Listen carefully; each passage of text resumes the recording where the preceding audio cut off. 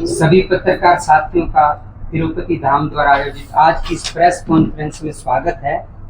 और बड़े ही हर्ष का विषय है कि तिरुपति धाम में 8 से 14 अक्टूबर तक ब्रह्मोत्सव मनाया जा रहा है, जो कि अपने आप में दिव्य, अद्भुत, अलौकिक होता है। और खास बात है कि जैसा दक्षिण भारत में आपने तिरुपति धाम में देखा सुना हो, जो तिरुपति मंदिर है, उसी तर्ज पर, उसी पद्धति पर, उसी शैली में ये ब्रह्मोत्सव मनाया जाता है। 7 दिन का रहेगा। हर रोज झांकियां निकलेंगी, अलग अलग मतलब अद्भुत कार्यक्रम होते हैं, जो अपने हरियाणा में या आसपास के राज्यों में शायद ही देखने को मिले। आप में से बहुत से साथी गए भी होंगे। लांदड़ी टोल प्लाजा के पास स्थापित है श्री तिरुपति बालाजी धाम, और वहां पर आपको दक्षिण भारत की शैली, नक्काशी, उसी तरह की अद्भुत शैली के दर्शन होते हैं। और मेरा व्यक्तिगत अनुभव रहा है पत्रकार और संपादक होने के नाते कि लोग जो भी वहां पर जाते हैं अभिभूत होते हैं, और दूर दूर तक इसकी चर्चा होती है, क्योंकि हरियाणा भर में इस तरह का देखने वाला कोई भी धार्मिक स्थल अन्यत्र कहीं भी नहीं है।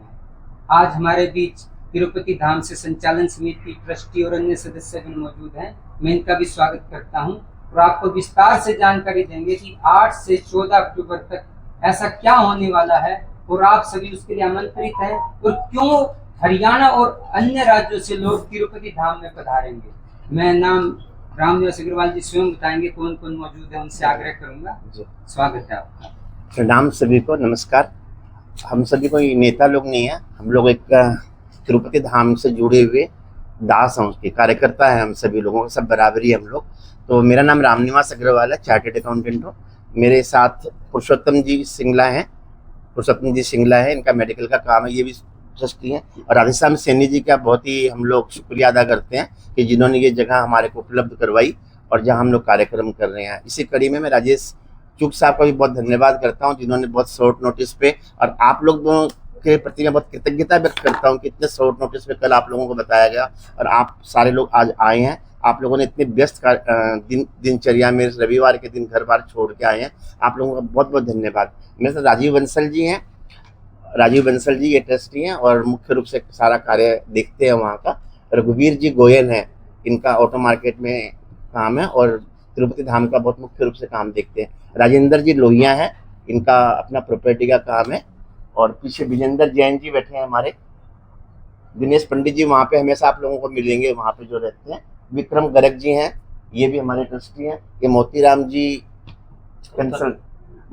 कैंसल जी हैं, और बलबीर जी हैं, और राजेश सैनी जी हैं, हमारे आर्किटेक्ट साहब हैं। आप सभी से परिचित ही होंगे, हिसार में अपने लोग रहते हैं। तो आज जो मुझे आप लोगों से रूबरू होने का मौका मिला, तो मैं आपको ये बताना चाहूँगा कि तिरुपति धाम क्यों बना। पहले 2 मिनट में मैं बता देता हूँ। ये दक्षिण भारत में तिरुपति बालाजी का मंदिर है, आप लोग जानते ही होंगे।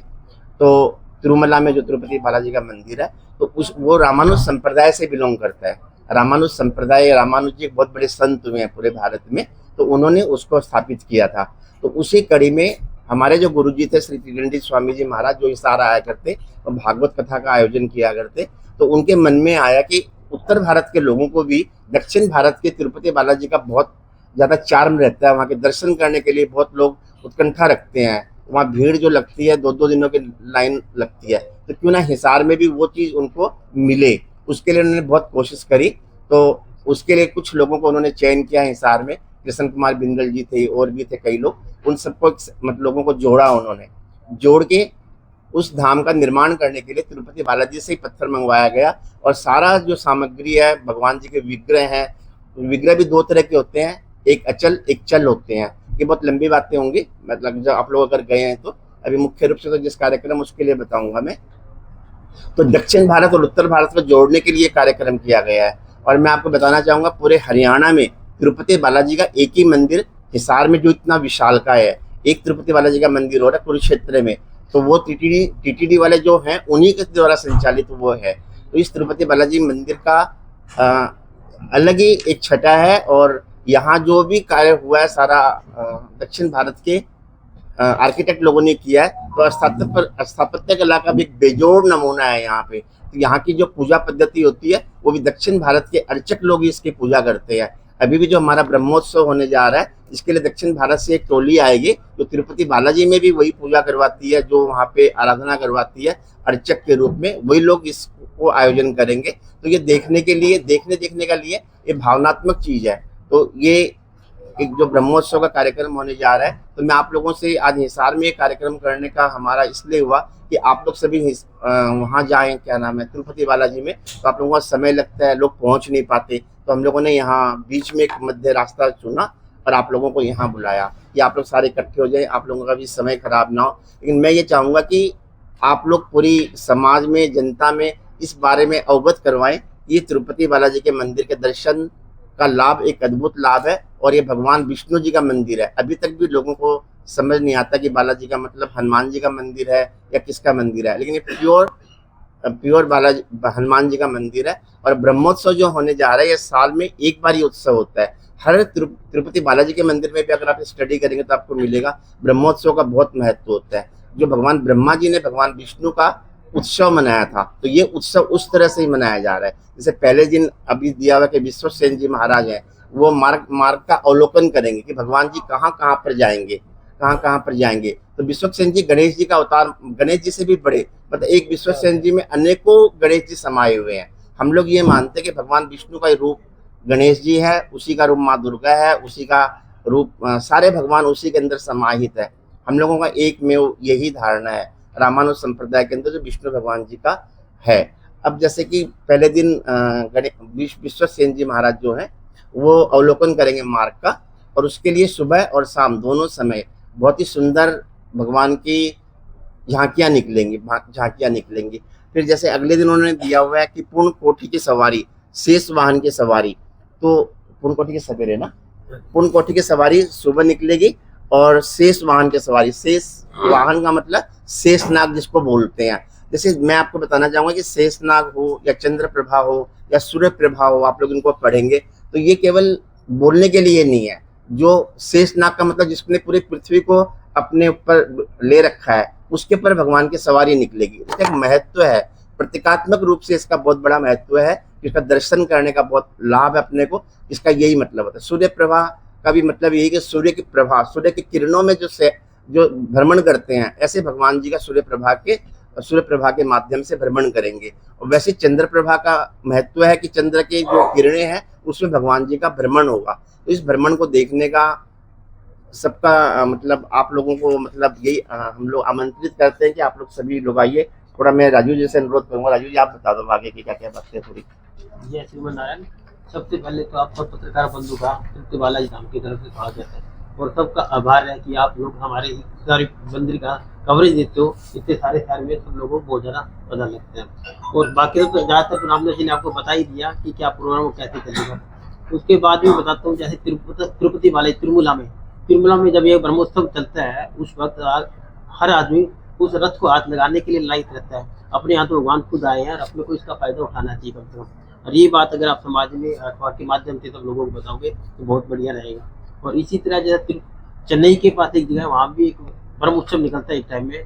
वहाँ पे जो सवारी निकलती है वो चैन की बनी होती है और वहाँ आम आदमी को हाथ भी नहीं लगाने देते। अपने हाथों अपने का सौभाग्य हाथ लगाने का, और उस चैन को उठाने के लिए लोगों को 1-1 रुपया दिया जाता है। उसके बावजूद भी किसी और आदमी को उठाने का वो नहीं देते। और बाकी सब तो रामदास जी ने जैसे आपको सब कुछ अच्छे से बता ही दिया। मतलब इसमें ये लिखा हुआ है, जैसे हम लोगों ने लिखा 8 और 11 तारीख को जैसे हिसार में भगवान हिसार आएंगे और भगवान के दर्शन देने के लिए खुद शहर में लोगों को दर्शन देने के लिए हिसार आएंगे। हिसार के विभिन्न मंदिरों में 5 मंदिर में, जैसे सबसे पहले चाहे बुद्धगा मंदिर सेक्टर 14 में जाएंगे, वहाँ आधा घंटा तक भी वहाँ रहेंगे भगवान, सब लोग दर्शन करेंगे। उसके बाद श्री सत्यनारायण शिव मंदिर नई अनाज मंडी में जाएंगे, वहाँ भी आधा घंटा के लिए भगवान रुकेंगे। उसके बाद जाएंगे श्री हनुमान मंदिर गांधी चौक में, और उसके बाद श्री देवी भवन मंदिर नजदीक एफसी कॉलेज के पास रुकेंगे। और आखिर में ग्रीन पार्क थोड़ी देर रुके फिर वापसी वहाँ मंदिर जाएंगे। उसके शाम को वहाँ मतलब वहाँ पे शाम को है अपने क्या नाम, शाम को क्या पड़ेगा नहीं हाँ, शाम को भजन संध्या का प्रोग्राम भी है। हाँ, 12 तारीख को सुबह बड़े रथ की सवारी है और उसके बाद शाम को भजन संध्या है और फिर घोड़े पे सवारी होके पीछे जाएगी जहाँ रुकते हैं भगवान। और शाम को आतिशबाजी का बहुत बड़ा प्रोग्राम है। हाँ, ज्यादा से ज्यादा लोग वहाँ पहुंचे और इसका आनंद है। मैं इसमें कुछ जोड़ना चाहूंगा। जैसे 11 तारीख का राजीव जी ने बताया कि हिसार के मंदिरों में मोहिनी का स्वरूप होता है भगवान जी का, बड़ा ही अद्भुत। मैंने भी जीवन में पिछले साल देखा पहली बार कि उस तरह का स्वरूप, और जो आस्था है लोगों की वो देखने लायक होती है। तो अभी 5 मंदिर बताए राजीव जी ने, बुदला संत मंदिर सेक्टर 14, फिर सत्यनारायण शिव मंदिर नई अनाज मंडी, फिर गांधी चौक का श्री हनुमान मंदिर, फिर एफसी कॉलेज के पास श्री देवी भवन मंदिर, और अंत में ग्रीन पार्क का संकट मोचन हनुमान मंदिर। यहाँ पर एक के बाद अलग अलग समय पर सवारी पहुंचेगी 11 तारीख को, और आप सभी उसमें भी आमंत्रित हैं। और 12 तारीख रविवार भी विशेष रहेगा, क्योंकि उस दिन भजन संध्या रहेगी, और एक विशाल रथ है वहां पर, लगभग 26 फुट का नक्काशी युक्त, वैसा मैंने जीवन में पहले कभी नहीं देखा। उस रथ पर पूरी सवारी निकलेगी, शोभा यात्रा, और रात्रि को आतिशबाजी अद्भुत होती है, जैसे कि मैं दिवाली पर भी देखने को नहीं मिलती। तो ये सब जो है ऐसा माहौल, आध्यात्मिक अलौकिक माहौल बनता है जो सभी को अभिभूत कर देता है। जी ये जिंदल जी जी आप बोलिए। ये आपने सर मैं एक मिनट बताना चाहूँ, एक्चुअल में ना ये जो तिरुपति धाम का जो मंदिर है, ये मंदिर नहीं होता, इसको दिव्य देश बोला जाता है। दिव्य देश, दिव्य देश का मतलब होता है परकोटा वाल के अंदर भगवान का अपना एक क्षेत्र है, उसके अंदर कोई जब बंद हो जाते हैं, पट उसके बंद हो जाते हैं, तो कोई उसमें प्रवेश नहीं कर सकता। मतलब यहाँ तक कि ब्राह्मण भी प्रवेश नहीं कर सकता।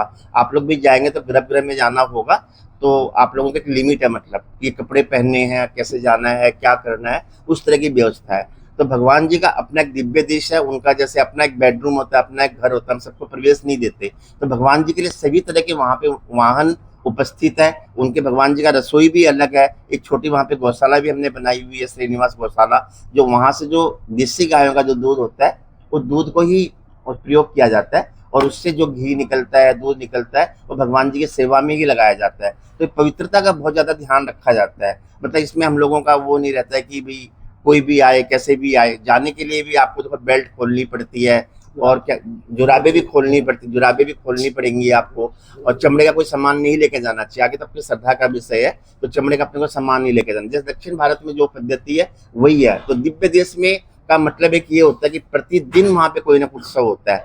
अगर आप लोगों के पास न्यूज़पेपर में भी आता रहता होगा, तो ये उत्सव का आयोजन करना भी एक अपने आप में काफ़ी वो है, पेचीदा काम है।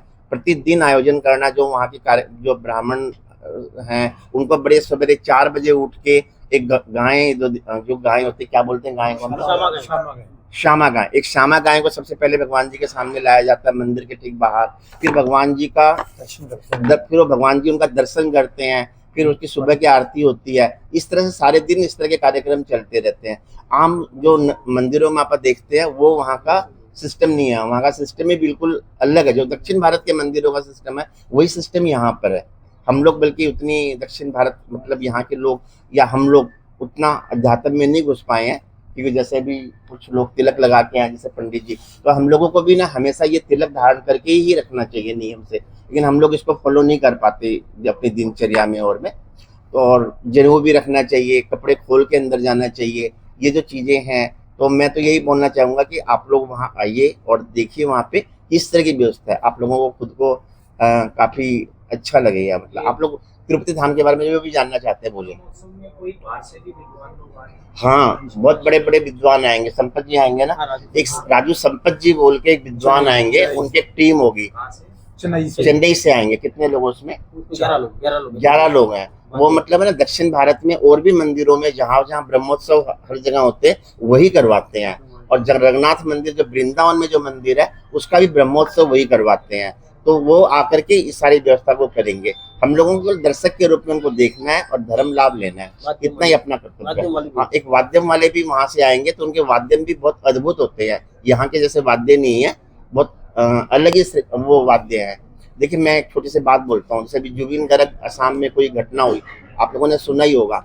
तो अपने लोगों की तरफ ना वाद्य के प्रति ज़्यादा चार्म नहीं है लोगों का। मैं खुद असम में रहा हूँ, दक्षिण भारत में आप रहेंगे ना, लोगों को इस तरह की चीज़ों के प्रति अलग ही वहाँ पे संस्कृति है, वहाँ पे वाद्य की संस्कृति है। तो उस वाद्य को सुनेंगे तो आपको और अच्छा लगेगा। मतलब उनका वाद्य ही अलग टाइप का होता है। तो ये वाली बात है।